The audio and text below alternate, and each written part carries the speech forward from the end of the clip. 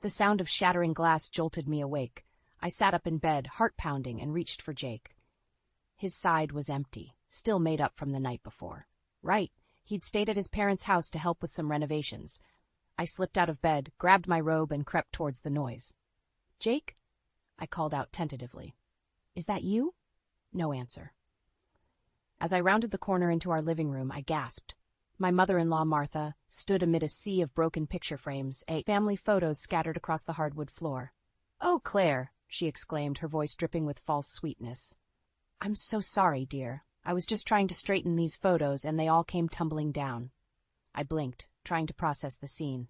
"Martha, it's 6 a.m. How did you get in?" She waved a key in the air. "Jake gave me a spare, in case of emergencies." "Of course he did." I bit back a sigh and forced a smile. "Well, let me help you clean this up." As we gathered the broken glass, I noticed Martha scrutinizing each photo. She'd looked at one of Jake and me on our honeymoon. "Oh, Claire, you really should have worn a hat. The sun's so aging on the skin." I gritted my teeth. "I'll keep that in mind for next time." The front door opened, and Jake walked in, looking surprised to see us. "Mom, what are you doing here?" Martha beamed. "Just helping Claire tidy up, sweetheart. You know how disorganized she can be." I opened my mouth to protest, but Jake cut in. "That's so thoughtful of you, Mom. Isn't that nice, Claire?" I nodded, not trusting myself to speak. Jake's phone buzzed. He glanced at it and frowned. "Oh, shoot. Dad needs help with the drywall. I've got to run back." "But you just got here," I protested. "I thought we were having breakfast together." He kissed my cheek absently. "Rain check? Mom, you'll keep Claire company, right?"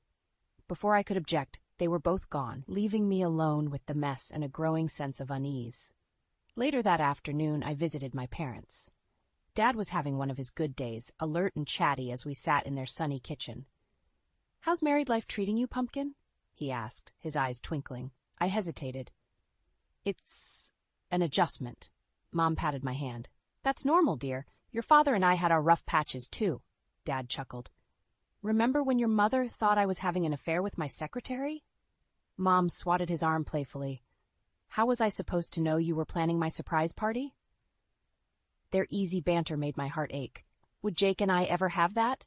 My phone buzzed with a text from Jake's sister, Sarah. "Family dinner at our place tonight. Don't be late."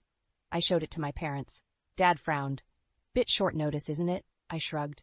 "That's Sarah for you." Mom squeezed my hand. "You go on, dear. We'll be fine here." As I drove to Jake's family home, my stomach churned with anxiety. These dinners always felt more like an inquisition than a family gathering. Martha answered the door, her smile not quite reaching her eyes. "Claire, darling, come in, come in. We were just talking about you." I stepped inside, the tension palpable. Jake, Sarah, and Thomas sat around the dining table, their conversation dying as I entered. Sarah's saccharine voice broke the silence. "So, Claire, when are you and Jake planning on giving us some grandchildren?" I froze, caught off guard.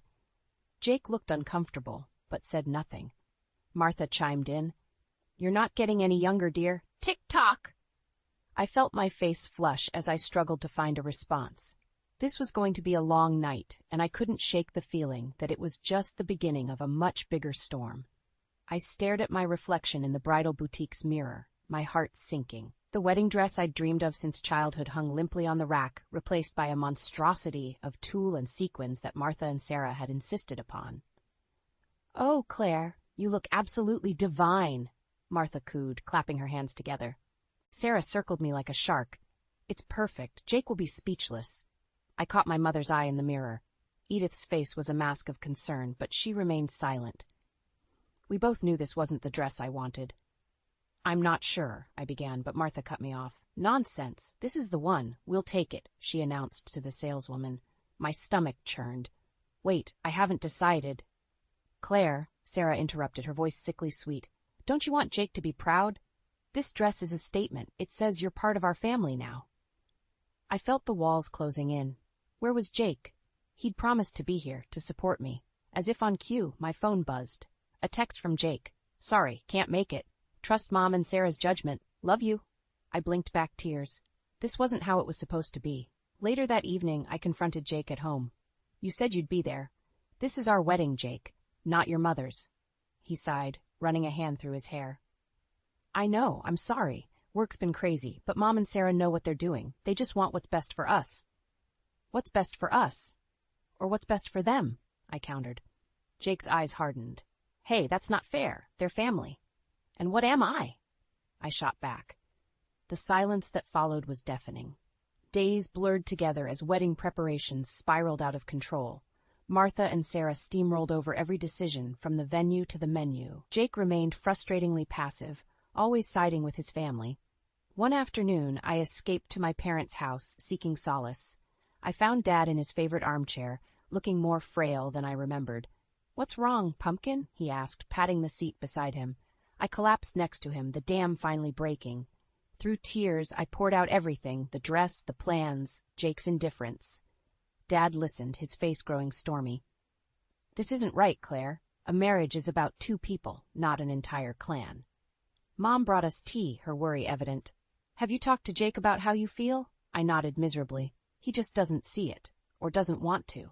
Dad squeezed my hand. Then maybe it's time to consider. A coughing fit interrupted him, violent and prolonged. Mom rushed to his side, fear etched on her face. I'm fine, Dad wheezed, waving us off. But the pallor of his skin told a different story.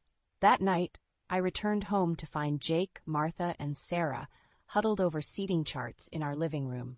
There you are, Martha exclaimed. We've decided to invite the Johnsons. I know you wanted a small wedding, but they're such good family friends. Something in me snapped. No, I said firmly. The room fell silent. Jake looked up, startled. What? I said no, I repeated, my voice stronger. This is our wedding, Jake, ours, not your mother's, not Sarah's. And I'm done letting them run roughshod over everything I want. Martha gasped. Sarah's eyes narrowed dangerously. Jake stood, his face a mix of confusion and anger. Claire, what's gotten into you? They're just trying to help. I met his gaze, a cold realization settling in my chest. If you can't see what's happening here, Jake, then maybe we need to rethink this whole thing. The words hung in the air, heavy with implication. Martha and Sarah exchanged triumphant glances, thinking they'd won. But as I looked at Jake, seeing the conflict in his eyes, I knew this was far from over. Our wedding day loomed, and with it, a decision that would change everything. The morning of my wedding dawned bright and clear, a stark contrast to the storm raging inside me. I stood before the mirror, encased in the gaudy dress Martha and Sarah had chosen, feeling like a stranger in my own skin. You look beautiful, sweetheart, Mom said, her eyes glistening with unshed tears. I forced a smile. Thanks, Mom. A knock at the door made us both jump. It was Jake, looking handsome but troubled. Can we talk? He asked, his voice low. Mom squeezed my hand and slipped out, leaving us alone. Jake's eyes roamed over me, taking in the dress. You look different. This isn't me, Jake, I whispered. None of this is. He sighed, running a hand through his hair. I know things haven't been easy, but it's just one day. We can get through this. I felt a flicker of hope. So you understand? I understand that my family can be a bit much sometimes, he said carefully. But they mean well. Let's just get through today, okay? My heart sank. He still didn't get it. The ceremony was a blur of faces and voices. I said my vows on autopilot, barely registering Jake's words. As we walked back down the aisle, Martha's triumphant smile made my skin crawl. At the reception, I found myself cornered by Sarah near the cake table. I hope you realize how lucky you are, she hissed, her smile never wavering. Jake could have done so much better. I felt something snap inside me. Is that so? I replied, my voice dangerously calm. Then maybe he should have. Before Sarah could respond, I grabbed a handful of cake and smashed it into her face. The room fell silent, all eyes on us. Jake appeared at my side, his face a mask of shock and anger. Claire, what the hell? I looked at him, then at the stunned faces of his family, and suddenly I couldn't breathe. Without a word, I turned and ran, ignoring the calls behind me. I found myself in the garden, gasping for air. Jake found me there, his tie askew and cake frosting on his sleeve. What's going on with you? He demanded. You've embarrassed us all. Us? I echoed. There is no us, Jake. There's you and your family, and then there's me, alone. His face softened. That's not true. I love you. Do you? Do you? I challenged. Because loving someone means standing up for them, supporting their choices. When was the last time you did that for me? Jake's silence was deafening. I can't do this anymore, I said quietly. I won't live my life trying to please people who will never accept me. What are you saying? Jake's voice was barely a whisper. I slipped off my wedding ring and pressed it into his palm. I'm saying goodbye. The shock on his face almost made me waver, but I steeled myself and walked away. As I reached the garden gate, I heard Martha's shrill voice. Jake, what happened? Where is she going? I didn't stay to hear his response. I kicked off my heels and ran, my ridiculous dress billowing behind me like a parachute of broken dreams. Hours later, I sat in my childhood bedroom, surrounded by the remnants of a life I thought I'd left behind. Mom brought me tea, her face etched with concern. What happens now? She asked gently. I took a deep breath. I don't know, but for the first time in a long time, I feel like I can breathe. A commotion downstairs made us both start. Dad's voice, usually so weak lately, boomed through the house. You have no right to be here. Get out! Mom and I rushed downstairs to find Jake standing in our living room, looking lost and angry. Dad stood before him, trembling with fury. Please, Jake pleaded, his eyes finding mine. Claire, we need to talk. I stepped forward, placing myself between Jake and my father. No, Jake, we don't. It's over. As I ushered him out, I caught a glimpse of a car idling at the curb. Martha sat in the driver's seat, her eyes boring into me with undisguised hatred. I closed the door, leaning against it as the weight of the day crashed over me. This was just the beginning, I realized. The real battle was yet to come. The shrill ring of my phone jolted me awake. I fumbled for it in the dark, my heart racing as I saw Mom's name on the screen. Claire, it's your father. Mom's voice trembled. He's had a stroke. We're at the hospital. I was out the door in minutes, my mind a whirlwind of fear and worry. As I sped through the empty streets, I realized I hadn't even told Jake where I was going. The hospital corridors seemed endless as I searched for Dad's room. I found Mom slumped in a chair outside, her face pale and drawn. How is he? I asked, breathless. She shook her head, tears welling up. It's bad, Claire. The doctors, they're not sure he'll make it through the night. My world tilted on its axis. I steadied myself against the wall, trying to process the news. Can I see him? Mom nodded, squeezing my hand as I entered the room. Dad lay still, tubes and wires connecting him to beeping machines. He looked so small, so fragile. I took his hand, willing him to open his eyes. I'm here, Dad, I whispered. I'm not going anywhere. Days blurred together as we kept vigil by Dad's bedside. Jake called several times, but I couldn't bring myself to answer. How could I explain that my world was falling apart while he was busy planning Christmas with his family? On the 5th day, as I was dozing in the uncomfortable hospital chair, I felt a slight pressure on my hand. I opened my eyes to find Dad looking at me, his gaze weak but aware. Pumpkin, he rasped. Tears streamed down my face as I called for the nurse. It wasn't a full recovery, but it was hope. As December crept closer, Dad's condition improved enough for him to come home. I threw myself into caring for him, grateful for every moment we had together. One evening, as I was helping Dad with his physical therapy exercises, Jake showed up unannounced. Claire, we need to talk, he said, his face a mix of concern and frustration. You've been ignoring my calls. Christmas is in 2 weeks, and we haven't even discussed our plans. I stared at him, incredulous. Plans? Jake, my father almost died. He needs me here. Jake's expression hardened.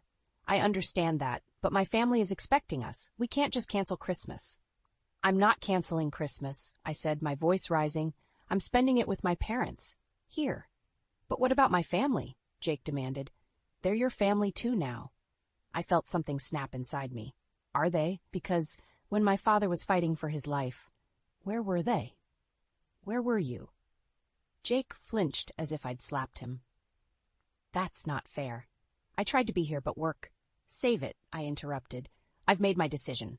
I'm staying here for Christmas. You're welcome to join us, but I won't be going to your parents' house. Jake's face clouded with anger. You can't just make that decision without me. We're married, Claire. We're supposed to be a team. Are we? I challenged. Because lately, it feels like you're on a different team altogether. We stared at each other, the gulf between us widening with every passing second. Finally, Jake turned and stormed out, slamming the door behind him. Dad's voice, weak but determined, broke the silence. You did the right thing, Pumpkin. Don't let anyone make you feel otherwise. I sank into the chair beside him, suddenly exhausted. I know, Dad, But why does doing the right thing have to hurt so much? He squeezed my hand. Because it's worth it. You're worth it.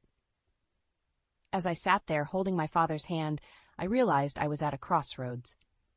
The life I had built with Jake was crumbling, but something new and uncertain was taking shape.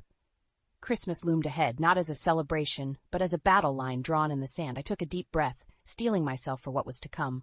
Whatever happened, I knew one thing for certain. I wouldn't back down. Not this time. The call came at 3 a.m., shattering the fragile peace I'd managed to find. Mom's voice, broken and raw, told me what I'd been dreading for weeks. Claire, he's gone. Your father, he's gone. The world tilted on its axis as I fumbled for my clothes, my mind a whirlwind of grief and disbelief. I didn't even think to wake Jake as I rushed out the door. The house was eerily quiet when I arrived. Mom sat in Dad's favorite armchair, clutching his sweater to her chest. I knelt beside her, words failing me as we clung to each other, our shared sorrow a tangible thing between us. As dawn broke, reality set in.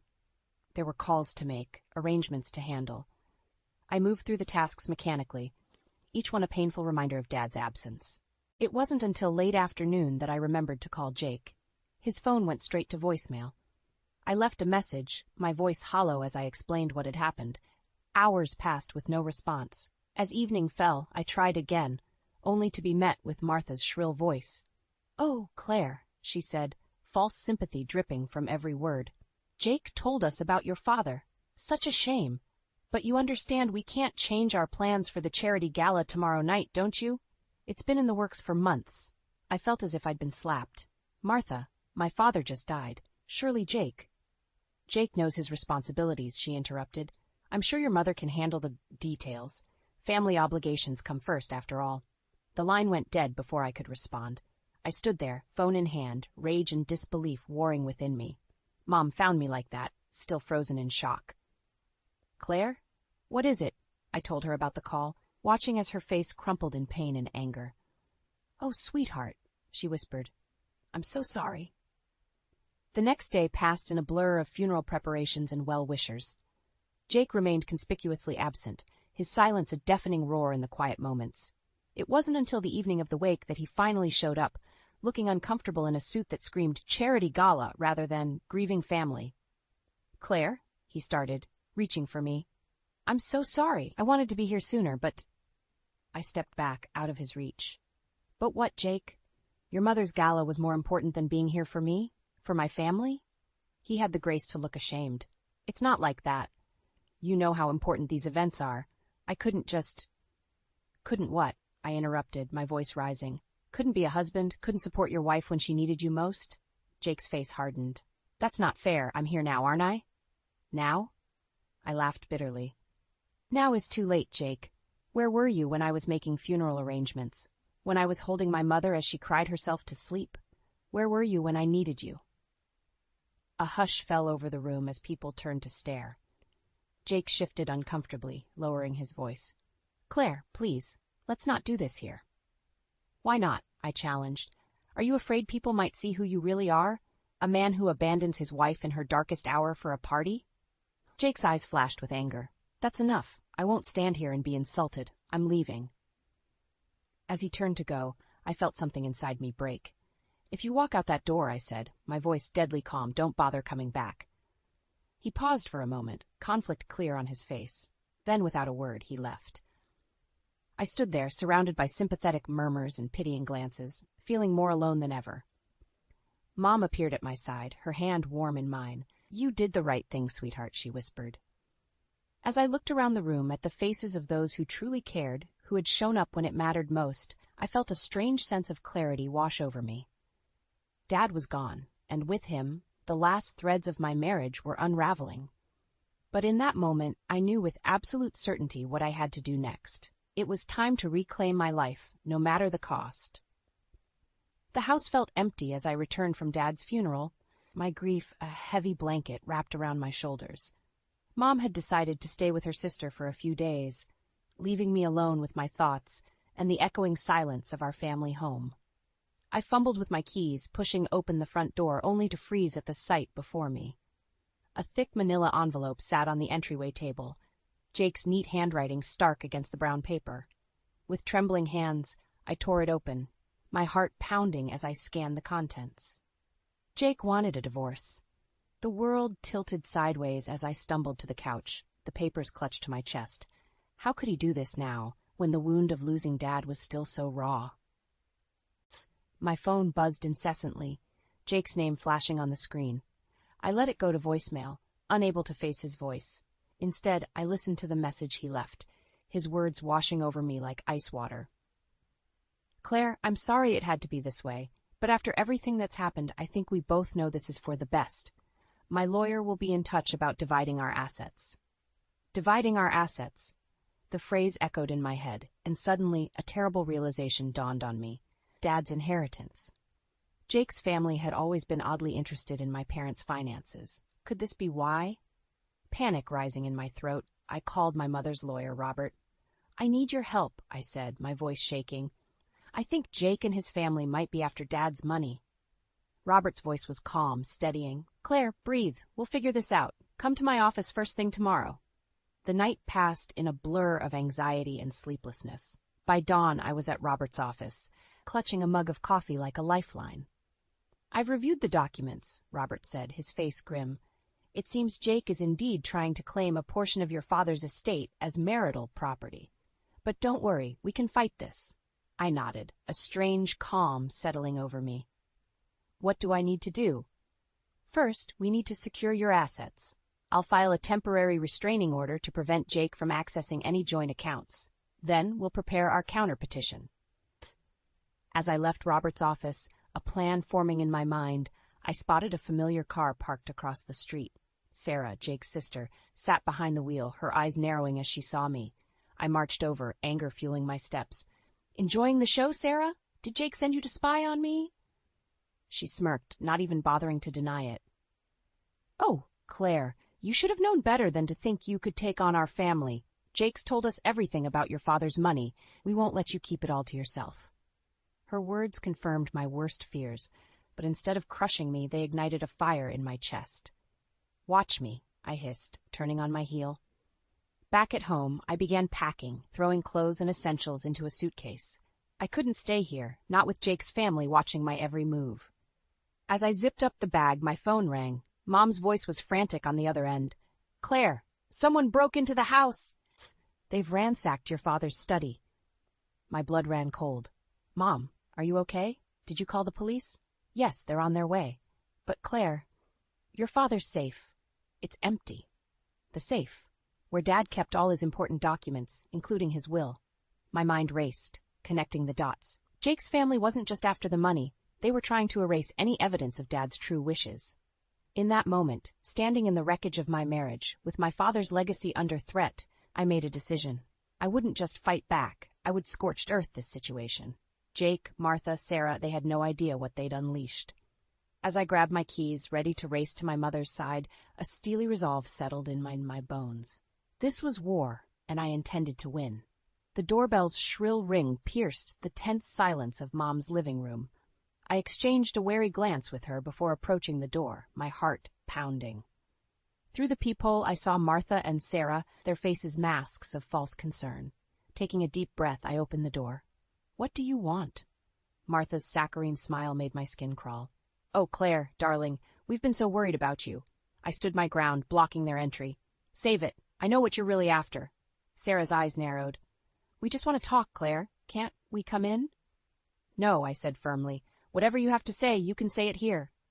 Martha's smile faltered. Very well. Shustat, we've come to discuss your father's estate. Jake tells us there might be some complications. I felt a surge of anger. Complications? You mean your attempt to steal what rightfully belongs to my mother and me? Sarah stepped forward, her voice low and threatening. Be careful, Claire. You don't want to make an enemy of us. Too late, I spat. Now get off my property before I call the police. As they retreated, Martha called over her shoulder, This isn't over, dear. We'll see you in court. I slammed the door, my hands shaking. Mom appeared at my side, her face pale. What are we going to do, Claire? Before I could respond, my phone buzzed. It was Robert, my lawyer. Claire, we've got a problem. Jake's family is contesting the will. They're claiming your father wasn't of sound mind when he made his last revision. My blood ran cold. That's ridiculous. Dad was perfectly lucid until the end. I know, Robert sighed, but they've somehow gotten hold of medical records suggesting otherwise. We need to move fast. As I hung up, a terrible thought struck me. The break-in at Dad's study, they must have found something there. I turned to Mom, determination stealing my voice. We're not going down without a fight. I need you to tell me everything you remember about Dad's last days. Every conversation, every decision. For hours, we pored over documents, piecing together a timeline. As night fell, a knock at the door made us both jump. To my shock, it was Thomas, Jake's father. He looked haggard, his eyes darting nervously. Claire, I need to talk to you. It's important. Against my better judgment, I let him in. He collapsed into a chair. His shoulders slumped. I can't do this anymore. Martha and Sarah, they've gone too far. Hope flared in my chest. What do you mean? Thomas took a shaky breath. They forged those medical records. Your father was never evaluated for dementia.